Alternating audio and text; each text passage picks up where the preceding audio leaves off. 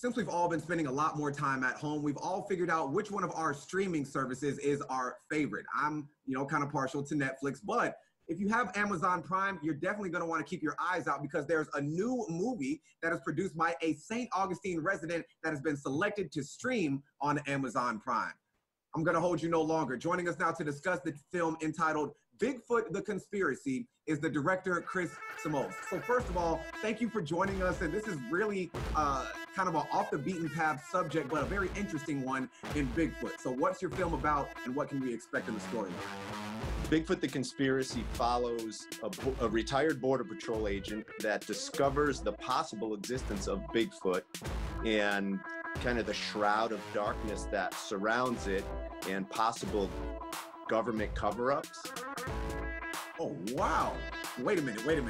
So where did the storyline come from? Because I know that you've written a couple of other movies. There's another one called Bigfoot: The Curse of Blood Mountain. So what is it about Bigfoot that really intrigued you to make these sorts of films?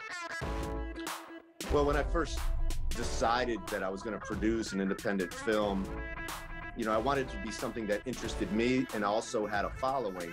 And growing up, myths and legends and those types of things always kind of intrigued me. So I decided to, write this movie about the Curse of Blood Mountain based on Cherokee Indian folklore, which kind of introduced me to the Bigfoot community, I guess. And I would, people would reach out to me. I would speak to people. I would go to this place in Blue Ridge, Georgia called Expedition Bigfoot, which is a Bigfoot museum. And they would have Q&As there, and a lot of people would tell their stories.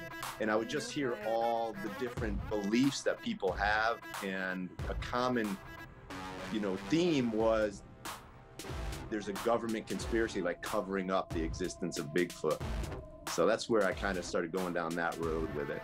Well, Chris, now before we move on to other things, I gotta ask you, is Bigfoot real? What does the community say, and what is your conclusion? Well, my belief, I'm a skeptic coming from law enforcement. I would have to see it to believe it. I'm always open to these types of things. All the myths and legends have always been intriguing to me, but I'm not a firm believer, no. But I've spoken to countless people from all walks of life, like law enforcement, doctors, you name it, like lawyers, just people, not just these crazy mountain folks that the stereotypical Bigfoot believer, and they truly believe that they've seen, what they think is a Bigfoot. Well, I guess we never know if Bigfoot is out there. It must be pretty smart to have been this elusive for so long, literally like eons and eons. Now, again, Sure. Bigfoot, The Curse of Blood Mountain, you can find that on Chris's YouTube page. But in the storyline of Bigfoot: The Conspiracy, Chris, did you write this movie about yourself? Because I know that you were a former Border Patrol agent. So after making that career change, what was it about film and what was it about production that really made you want to, dive into that world and choosing Bigfoot as that story, as that path? After I got out of the federal government, I was kind of lost for, real strong direction. Like I didn't have much to be passionate about as far as, career-wise. So I decided to, sell a bunch of stuff that I had in the basement and on eBay and buy film production equipment and start, teaching myself how to do that. So, well, yeah, here we are. Yeah. Passion will definitely drive creativity, and that is what film production is all about, from the inception of an idea to storyboarding, then writing the script and shooting, and then the post-production. That is a lot of time. That is a lot of detail. That's just a lot of a person to put themselves into, more than one movie. So with all of that said, after making that transition, how does it feel to see your work showing up on a now global platform? Yeah, surreal. It's surreal. Like you said, so much time and effort goes into the prep, to the pre-production, production and post-production, and the obstacles and computer crashes and all kinds of stuff. Like, it's such a huge undertaking, which I didn't realize. I've done a few short films and I felt like, okay, I'm ready. I'm just going to do a feature. And I got halfway through and it was like, wow, now I know why so many people start these projects and don't finish, because you really have to want to do it and you really have to be able to persevere through through all the different problems you're going to have along the way, because there will be.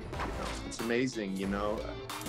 I have a lot of people that send me screenshots of, say, hey, I just logged on Prime Video and your movie's like right here on the front page, and I'm like, what? So yeah, it's still, like I said, it's very surreal, but it makes me just want to get better, because I still look at my stuff and I'm like, man, we got to get better. We got to get better. So where can folks find your other movies? Because we know that Bigfoot the Conspiracy is on Amazon Prime.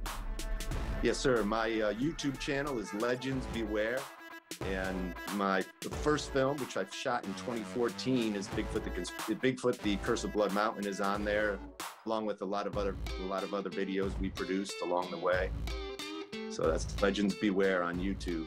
Awesome. Well, from one filmographer, videographer, cinephile to another, congratulations to you, sir, because getting any sort of independent work picked up by a large brand, especially someone that is streaming or syndicating, is truly the goal, maybe even a dream for a lot of us. So again, folks, you just heard him drop his YouTube, go to Amazon Prime, and of course, we'll put all of this information on firstcoastliving.net. But again, thanks to St. Augustine resident Chris Samos for joining us. Thanks again, sir. Thank you so much. Thank you.